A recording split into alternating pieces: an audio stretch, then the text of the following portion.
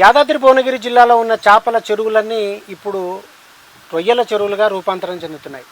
ఆంధ్ర ప్రాంతం నుంచి వస్తున్న రైతులు ఇక్కడ రైతుల నుంచి చెరువులను లీజుకు తీసుకొని ఆ చెరువుల్లో వనామీ కల్చర్ చేస్తున్నారు. కేవలము ఏపీ నుంచి వచ్చిన రైతులే కాకుండా స్థానికంగా ఉన్న కొందరు చేపల రైతులు కూడా తమ చెరువుల్లో ప్రస్తుతం రొయ్యల పెంపకాన్ని చేపట్టారు.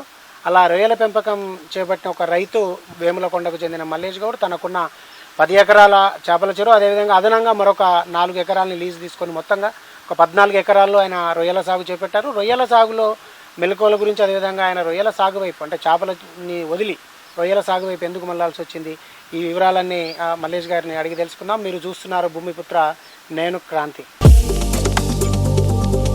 అన్న నమస్తే అన్న. మల్లేష్ అన్న, ఇంతకుముందు ఒకసారి వచ్చిపోయినా మీ చెరువు దగ్గరికి. మీది మొత్తం చేపల చెరువు. ఇప్పుడేమో మీరు రొయ్యలు చేస్తున్నాము. ఎందుకు రొయ్యల వైపు మళ్ళీ? ఇంతకుముందు మేము అది రూప్చందు ఫంగస్ అనేది వేసేది, దానివల్ల పెద్ద అధిక లాభాలు లేవు. ఒక 2 సంవత్సరాలు వెయిట్ చేయవలసి వస్తుంది. దాని గురించి ఇప్పుడు రొయ్యల చెరువు బాగా ఉందని చెప్పి మన దగ్గర ఎందుకు పెంచకూడదని అక్కడి నుంచి తీసుకొచ్చి ట్రయల్ వేసిర్రు. కాకినాడ నుంచి వచ్చిన వాళ్ళు రైతులు, కౌలు రైతులు, వాళ్ళని చూసి మేము కూడా దాన్ని ప్రోత్సాహంగా నేర్చుకుంటున్నాము. బాగానే ఉంది, ఇప్పుడైతే పర్వాలేదు. వనామి 90 రోజులకు పంట. ఇక్కడ మన దగ్గర తెగుళ్ళు లేవు కాబట్టి మంచి దిగుబడి వస్తున్నది. మన దగ్గర దానికి సంబంధించిన మెటీరియల్ మొత్తం ఒలిగొండ మండలంలో షాప్ కూడా పెట్టిర్రు.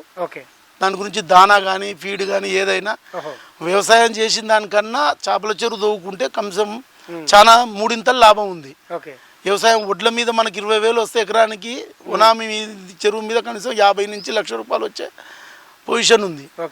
కాకపోతే ఏంటంటే మెలకువలు నేర్చుకొని మనము కొంచెం ముందు జాగ్రత్తగా దాన్ని మొత్తం నేర్చుకుంటే బాగుంటుంది. రైతులం చాలా ముందు పోవచ్చు. మన దగ్గర మంచి అవకాశం ఉంది రొయ్యల చెరువులు ముందు పోవడానికి. లేదు అంటే ఫంగస్ అయినా వేసుకోవచ్చు, లేకుంటే రూప్చందు, లేకుంటే ఇప్పుడు తెల్ల చేప కూడా, బొచ్చే రవ్వ కూడా వేసుకోవచ్చు. కానీ దానికి ఒక 10 ఎకరాల చెరువు ఉండాలి పెద్దగా. చిన్న చిన్న చెరువులలో చేయలేము. చిన్న చెరువులలో అయితే ఈ ఫంగస్, రూప్చందు, ఇలాంటి కొర్రమేను మాత్రం ఎట్టి పరిస్థితుల్లో లాభం లేదు. కొర్రచేను వేసి చాలా మంది నష్టపోతున్నారు. వేయొద్దు. కొర్రమేను వేసే బజార్ వనామీ వేస్తే మంచి లాభాలు ఉన్నాయి. ఇప్పుడు వియత్నాం పర్వాలేదు అంటుర్రు, కానీ అది చాలా కొర్రమేను కన్నా నాకు రొయ్యనే బాగా అనిపిస్తుంది. కొర్రమేను మీద ఏం పెద్దగా అంత బెనిఫిట్ అయితే లేనట్టు అనిపిస్తుంది. అది చుట్టుపక్కల నల్గొండ డిస్టిక్నే రొయ్య కొంచెం కొర్రమేను సాగు చేస్తున్నారు. మా ఒలిగొండ మండలంలో 400 ఎకరాలు ఉంది చెరువులు. ఇప్పుడు చేపల చెరువులు రైతులు తవ్విచ్చినవే ఉన్నాయి. దాంట్లో కమ్సకం ఇప్పుడు ఒక 200 ఎకరాల దాకా రొయ్యలు సాగు చేస్తున్నారు మొత్తం వనామీ కల్చర్ మొత్తం. కాకపోతే ఏంటంటే మన గవర్నమెంట్ కొంచెం ల్యాబులు పెట్టి కొంచెం కరెంటు కూడా ఆంధ్రలో 150కి ఇస్తుంది యూనిట్. మన దగ్గర 9 రూపాయలు యూనిట్ ఇస్తున్నారు. అది సబ్సిడీ ఇస్తే కొంచెం ముందు పోయే అవకాశం ఉంది. మన దగ్గర కూడా రొయ్యల సాగు ఇంకా ముందు పోవచ్చు. కానీ ఇప్పుడు వచ్చిన గవర్నమెంట్ ఏం చేస్తూ మొత్తం ఇప్పుడు చెరువులు తవ్వుకుంటే రైతులు దానికి అదే కట్ చేసిర్రు. ఇప్పుడు రైతు బంధు బంద్ చేసిర్రు. వాళ్ళే చెప్పిర్రు రొయ్యల చెరువులు చేయాలని చెప్పిర్రు, అది చేయాలి ఇది చేయాలి, దానికి సబ్సిడీ ఇచ్చిర్రు. మళ్ళీ ఇప్పుడు గవర్నమెంట్ ఏమంటుంది, రొయ్యల చెరువులు ఇది కమర్షియల్ లేదంటుంది. ఆంధ్రలో మాత్రం దానికి వాళ్ళకు బోనస్ ఇస్తుర్రు, ఇక్కడ ఇస్తలేరు. సీడ్ మేము ఆంధ్ర నుంచి తీసుకొస్తాం. కంకిపాడు కానీ లేకపోతే భీమవరం అక్కడి నుంచి తీసుకొస్తాం. 30 పైసలు పిల్ల ఉంది, 25 పైసలు ఉంది, 22 రూపాయలు ఉంది, రకరకాలుగా ఉంది పైసలు. దాన్ని బట్టి తీసుకొస్తాం. గ్యాస్ పెట్టి బండ్ల మీద తీసుకొస్తారు. ఎకరంలో ఒక లక్ష దాకా వేయచ్చు. 1,00,000 నుంచి 1,20,000, 1,30,000 దాకా వేయచ్చు. వనామీ పెరుగుతుంది.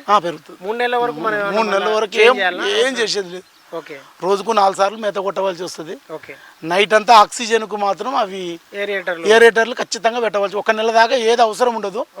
నెల తర్వాత కొంచెం వేయాలా. ఆ తర్వాత మాత్రం 7 నుంచి ఉదయం 7 వరకు 1 మంత్ మాత్రం చంటి పిల్ల కానీ చదివినట్టు చదవాల్సి వస్తుంది. కంటికి రెప్పలాగా చూసుకోవాలి, లేకపోతే నష్టపోతాం. ఫీడు మన ఆంధ్ర నుంచి వస్తుంది. అదే ఫీడ్ వాడుతున్నాం. ఎన్ని కిలోల బ్యాగులు వస్తాయి? అది 25 కిలోలు వస్తుంది, 15 కిలోలు వస్తుంది. నెంబర్ 1 అని వస్తుంది. చిన్నపిల్లప్పుడు 1 సైజు, 2వ సైజు, 3వ సైజు, ఇట్లా దశల వారీగా. కిలో ఎంత పడుతుంది? కిలో మనకి ఇప్పుడు టన్ను 95,000 పడుతుంది. 95,000 పడుతుంది. 95 రూపాయలు పడుతుంది.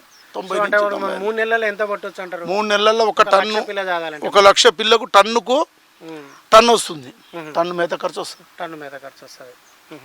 ఎట్టు పోయినా మంచి బెనిఫిట్ ఉంది. కనీసం చేస్తే 90 రోజుల పంట, 90 రోజుల పంట మినిమం ఎటు లేదన్నా కానీ ఓ ఎకరానికి కనీసం ఒక 50 నుంచి 60-70 వేలు అయితే ఖచ్చితంగా మిగులుతాయి. సో కొంచెం ఒక 5 ఎకరాలలో 5 ఎకరాలలో చేస్తే మంచి లాభం ఉంది. సో ఇంకా మీకు దీంట్లో ఏమన్నా ఇబ్బందులు ఉన్నాయా? ఏమి ఇబ్బందులు అయితే లేవు. కరెంటు కోత బాగుంది మన దగ్గర. 11-12 గంటలకు ఇస్తున్నారు రైతులకు. 12 అయ్యేసరికి రైతు నిద్రపోతున్నాడు, రైతు వేయలేకపోతుండు. మేము ఎన్నోసార్లు ఏఈ గారిని అడిగితే ఏమంటుండే ఆయన, మొత్తం నైట్ అంతా 1 phase ఇస్తున్నాము, 3 phase మొత్తం సిటీలలో అంతటా బంద్ అయిన తర్వాత 3 phase ఇస్తున్నాము, కరెంట్ వోల్టేజ్ చాలదు కాబట్టి ఇస్తున్నాం అని చెప్తున్నారు. అంటే వాళ్ళు వ్యవసాయం అంటే వ్యవసాయ బోర్ల కోసం అనుకుంటారు, బోర్ల కోసం అనుకుంటున్నాం. తెలియదు వాళ్ళకి. ఇక రిక్వెస్ట్ చేసి వేపిస్తూనే ఉన్నాము. అందరూ జనరేటర్లు పెట్టినాము. జనరేటర్ సపరేట్ సొంత జనరేటర్లు పెట్టి, లేకుంటే అక్కడి నుంచి ఆంధ్ర నుంచి చిలకలూరుపేట నుంచి రెంట్కి ఇస్తారు. 3 నెలల గురించి ఒక నెలకు 10,000 రెంట్ ఇచ్చి తీసుకొస్తాం. అవసరమైతే ఒక జనరేటర్ ఖరాబ్ అని ఇంకో జనరేటర్ స్పేర్లో పెట్టుకుంటాడు. ప్రతి రైతు 2 నెలల తర్వాత ఒక జనరేటర్ స్పేర్లో ఉండాలి. నైట్ ఏమైనా జనరేటర్ రాక, కరెంటు రాక ప్రాబ్లం అయినప్పుడు ఇంకో జనరేటర్ తలిగించే వసతి ఉండాలి. 10,000 గురించి ఆలోచిస్తే 10 లక్షలు లాస్ అవుతుంది. సో అంటే వాటికి ఖచ్చితంగా ఏరేటర్ ఖచ్చితంగా ఉండాలి. నైట్ 1 month మాత్రం ఖచ్చితంగా రేడియేటర్ ఉండవలసిందే. నైట్ పగలు అవసరం లేదు. పగులు మనకి ఇచ్చే కరెంటుతోని 1-2 గంటలు ఆడిస్తే సరిపోతుంది. సో అంటే వీటికి వస్తున్న జబ్బుల గురించి జబ్బులు వైట్ కట్ అని వస్తుంది, మన దగ్గర రాదు. ఇప్పుడు ఇంకో 10 సంవత్సరాల దాకానైతే వైట్ కట్ వచ్చే ఛాన్స్ లేదంటారు ఇక్కడ. ఎందుకంటే అక్కడనైతేనేమో చాలా దగ్గర చెరువులు ఉంటాయి. దానివల్ల ఒక చెరువుకు వస్తే ఇంకో చెరువుకు వ్యాపిస్తుంది. మన దగ్గర 2 కిలోమీటర్లకు 3 కిలోమీటర్లకు ఒక చెరువు ఉంది కాబట్టి మనకి ఎలాంటి లేదు, అసలు జబ్బులు వచ్చే అవకాశం లేదు. ఇంకో 10 years దాకా లేదు. కాకపోతే ఏంటంటే ప్రతి రైతు ఒక బోర్ వేసుకోవాలి. ఫస్ట్ మూసి వాటర్ కానీ కెనాల్ వాటర్ నింపిన తర్వాత బోర్ వాటరు 1% ఉప్పు శాతం ఉంటే ఇంకా బెనిఫిట్ బాగుంటుంది. రొయ్య వేసిన తర్వాత సెకండ్ టైం తోడేటప్పుడు దాంట్లో వేయాలి. అంటే ఎందుకంటే మనకు తెలంగాణ ప్రాంతానికి రొయ్యల సాగు కొత్త ఉప్పు లేదు కాబట్టి ఉప్పు శాతం మేము ఫస్ట్ ఏం చేస్తాం, తెచ్చి ఒక టన్ను ఉప్పు తెచ్చి రొయ్య 1 గంట ముందు వదులుతాం అనగా అక్కడ ఒక బస్తా వేస్తే ఉప్పు కొంచెం సరిపోతుంది. మళ్ళీ మనము ఎక్కడైతే రొయ్య పిల్ల తెస్తున్నామో అక్కడ 0 చేసి ఇస్తాడు మనకు. మన నీళ్ళల్లో బతికేటట్టు మొత్తం ఉప్పు నీళ్ళల్లో సాది జీరో సేల్ చేసి ఇస్తాడు మనకు. మన నీళ్ళల్లో బతికేటట్టు తయారు చేసి ఇస్తాడు. లేకుంటే డైరెక్ట్ అక్కడ ఉప్పు నీరుతో తీసుకొస్తే బతకదు. 0 చేసుకొచ్చి తీసుకోవాలి. మంచి నీళ్ళల్లో మనకు మొత్తం మనం ఫస్ట్ అడ్వాన్స్ ఇస్తే వాళ్ళు ఏం చేసి ఇస్తున్నారు, మనకు 0 పాయింట్ చేసి ఇస్తున్నారు. గ్యారంటీ ఇస్తున్నారు. పిల్ల బతుకుతున్నది. ఇక్కడ ఏం పోతలేదు. పిల్ల అయితే డైరెక్ట్ స్పాన్ తెచ్చుకుంటున్నారు. స్పాన్ చిన్న స్పాన్ స్పూన్లతోని ఒక దాంట్లో పోసి దాంతో మళ్ళీ పోస్తాడు. 1,00,000కు 50,000 ఇస్తారు బోనస్, 30,000 ఇట్లా బోనస్ అని ఇస్తాడు. దాన్ని కలిపి తీసుకొస్తున్నాం. పర్వాలేదు, ఇప్పుడైతే బాగానే ఉంది. ఎండాకాలం వేసవి 2 పంటలు అయితే బాగుంటుంది. వర్షాకాలం చలికాలం కొంచెం ప్రాబ్లం అవుతుంది. ఎండాకాలం మాత్రం బ్రహ్మాండంగా 2 పంటలు బాగా వస్తుంది. ఎందుకంటే జనవరి దాటంగానే జనవరి నుంచి స్టార్ట్ చేసుకోవాలి. జనవరి, ఫిబ్రవరి, మార్చి ఒక పంట, మార్చి నుంచి మళ్ళీ ఏప్రిల్, మే, జూన్ వరకు 2వ పంట. 2 పంటలు బాగా దిగుబడి ఉంటుంది. కాకపోతే ఏంటంటే అక్కడి నేలలు వాళ్ళు ఆరగట్టాలంటే కమ్సే నెలలు పడుతుందంట. మన నేలను ఎమ్మటే నీళ్ళు తీసేసి 1 వారం రోజులు చెరువును శుభ్రంగా ఎండబెట్టి మళ్ళీ ఎమ్మటే నీళ్ళు తోడి ఎమ్మటే వేసుకోవచ్చు. మన నేలకు చాలా తేడా ఉంది. సో అంటే ఒక విధంగా ఇప్పుడు మనకు వనామీ కల్చర్ చేయడానికి తెలంగాణ ప్రాంతం మంచి అనుకూలంగా ఉన్నది. సో మన నల్లగొండ జిల్లాలో మంచి అనుకూలంగా ఉంది. మూసి వాటర్ కూడా దాంట్లో ఆహార పోషక పదార్థాలు ఉన్నాయి. మూసి నీళ్ళలో చేపకు సరిపడా ఉన్నది. అంటే అది కొంచెం కలుషితమైన నీరు కాబట్టి చేపలకు మంచి ఢిల్లీ నుంచి వచ్చి మొత్తం చెక్ చేసిరు మన దగ్గర. వాళ్ళు వాడొచ్చు, పర్వాలేదు, చేపలకు ఏం కాదని చెప్తున్నారు. సో మీరు ఇంకా ఏమి క్రాప్ ఇది ఫస్ట్ క్రాప్ వేసినాము. నాతాలగూడెంలో ఒక క్రాప్ వేసినాము. ఇప్పుడు అది తీసినాము, మొన్న తీసినాము, పర్వాలేదు. ఇప్పుడు ఇది 2వ క్రాప్ వేసినాము. అక్కడ నాతాలగూడెంలో కూడా ఒక లీజ్ ఉంది మీకు. నాతాలగూడెము, కూనూరు, వేములకొండ. అయితే మీకు వేములకొండలో ఉందే మీ సొంతం? సొంతం 15 ఎకరాలు ఉంది అక్కడ సొంత భూమి. నేను 10 అనుకున్నా. 10. దాని పక్కన ఇంకా 8 ఎకరాలు ఉంటే అది కూడా రెడ్డి వారిది లీజు తీసుకొని చేసినాం. అక్కడ కూడా ఇంకా 2 గుంటలు. సో సో మీరు మొత్తంగా చేపల సైడ్ నుంచి వనామి వైపు వనామి వైపు వస్తున్నాం. ఇప్పుడు ఒక 20 ఎకరాలు సాగు చేయాలనుకుంటున్నాం ఈ సీజన్. ఆహా. ఇప్పటికి ఒక 12 ఎకరాలు చేసినాము. ఉమ్. ఇప్పుడు నెక్స్ట్ ఇంకొక 8 ఎకరాల దాకా వేసేది ఉంది. మనకు జిల్లా మత్స్య శాఖ నుంచి ఏమైనా సపోర్ట్ ఆ సబ్సిడీ ఇచ్చిర్రు మాకు. చేపల చెరువు తోడుకుంటే హెక్టార్కు 3.5 లక్షలు సబ్సిడీ ఇస్తున్నారు. ఓకే. ప్రతి రైతు ఫస్ట్ పోయి మనము ఫిషరీస్ డిపార్ట్మెంట్లో కలిస్తే వాళ్ళు మనకు సజెషన్ ఇస్తారు. ఆ సజెషన్ ప్రకారంగా ఫాలో అయితే మనకు ఖచ్చితంగా 3,50,000 2 ఎకరాలన్నరకు సబ్సిడీ ఇస్తున్నారు. అది పొందొచ్చు, ప్రతి రైతు పొందొచ్చు. ఓకే. సో అంటే ఈ వనామి గురించి ఏమైనా సపోర్ట్ ఉందా? వనామికి ఏం సపోర్ట్ లేదు ఇప్పుడు. అయితే ఇంకా అంటే వాళ్ళు టెక్నికల్ సపోర్ట్ ఏం లేదు. మన దగ్గర ల్యాబులు లేవు, ఇంకా ల్యాబులు పెట్టాలి. మన దగ్గర లేవు. కైకలూరు వాళ్ళే తెచ్చి ఇప్పుడైతే దానా కొట్లు పెట్టిర్రు 1-2. ఆహా. ఇప్పుడు దానా ఇంతకుముందు ఒక టన్ను తెచ్చుకోవాలంటే కిరాయే 15,000 అయ్యేది. అవునవును. ఇప్పుడు మనకు టన్ను కాదు, రోజు బస్తా రోజు తీసుకొచ్చి తెచ్చుకోగలుగుతున్నాం.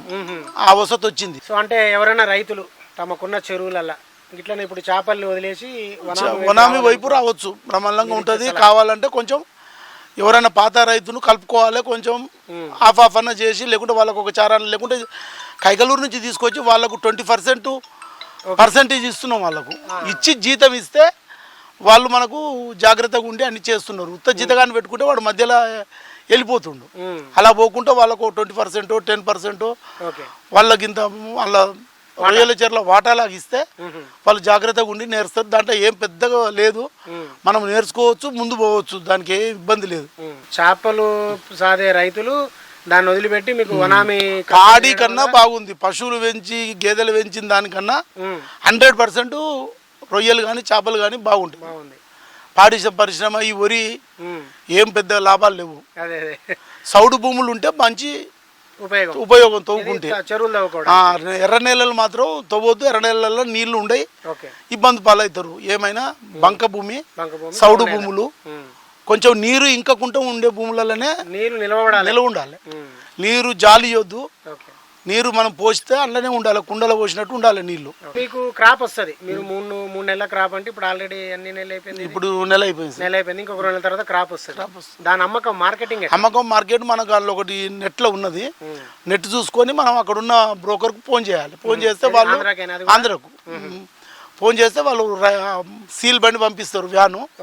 అక్కడి నుంచి 5 టన్నుల బండి వస్తుంది. ఉదయాన్నే పట్టి సీల్ అయిన తర్వాత డబ్బులు మన అకౌంట్లో పడ్డాకనే బండి మూవ్ చేయాలి, అంతే. వాళ్ళు రేపిస్తాం మాపిస్తాం అంటే బ్రోకర్లకు మోసపోవద్దు. ఫస్ట్ మనం ఒప్పందం, మన అకౌంట్లో పైసలు పడ్డ తర్వాత బండి కెడికెళ్ళి కదులుతుంది. వాళ్ళకి ఇచ్చిన కౌంటు 60 కౌంట్ అంటే 60 ఉండాలి, కిలోకు బరాబరి ఇవ్వాలి. ఇవ్వకపోతే పర్సంటేజ్ కట్ చేస్తాడు. మనం అనుకున్న మాట ప్రకారంగా పర్సంటేజ్ కట్ చేసి ఇస్తాడు. రేట్ ఇప్పుడు 90-80 అయితేనో 250 300 ఉంది. 30-40 ఉంటే మాత్రం మనం 50 ఉంటే 350 ఇచ్చిర్రు మొన్ననే 3 రోజుల కింద. ఇప్పుడు మాత్రం ఏదో ఇంటర్నేషనల్ దీని మీద ఏదో చేసిందట, దాని మీద GST పెట్టిరట. మొత్తం మార్కెటే బంద్ ఉంది ఇప్పుడు ప్రస్తుతం. నిన్న ఒక రైతు వెమ్లకొండలో పట్టాలంటే అది వాళ్ళు ఎవరికి ఫోన్ చేసినా వాళ్ళు ఎవరు రెస్పాన్స్ అయితే లేరు. మాకు రేటే లేదు. ఇప్పుడు ప్రస్తుతం ఏం చేయాలనేది ఆలోచిస్తున్నాం. GST లేట్ అయితే జర కొంచెం నష్టం రైతులకు. పోయిన కరోనాలో చాలా మంది నష్టపోయారు. మన దగ్గర ఏలో కరోనాలో, ఆంధ్రలో కరోనాలో పట్టేటోళ్ళు లేక ఎక్కడి చెరువులు అక్కడ ఖరాబ్ అయిపోయినాయి, చాలా పోయినాయి. కొంచెం ఒకేసారి ఉరకకూడదు. రొయ్యల చెరువు చిన్నగా అంచెలంచెలుగా ఎదగాలి తప్ప ఒక్కసారి 10 ఎకరాలు వేసి ఆశకు పోయి లాస్ కావద్దు. ఎప్పుడు వేసినా 2-3 అట్లా చిన్నగా స్టెప్ బై స్టెప్ పెంచుకుంటూ పోవాలి. అనుభవం పెరిగిన కొద్దీ పెంచాలి. ఏదో వస్తుంది కానీ మనం ఒకేసారి వేసి లాస్ అయ్యి మళ్ళీ బంద్ పెట్టుకుంటే ఏం లాభం లేదు. దుబాయ్లో ఉండే నేర్చుకున్నాం. దుబాయ్ నుంచి వెళ్ళే నేను మా వేములకొండలో 15 ఎకరాలు తవ్వినప్పుడు అందరు తిట్టిరు, పాకలోడు తలకాయ పని చేస్తలేదు, దుబాయ్ పైసలు తీసుకొచ్చి ఎట్లా పోసిండు, ఎందుకు ఈ కుంటలు తవ్వుతుండు అని తిట్టిర్రు.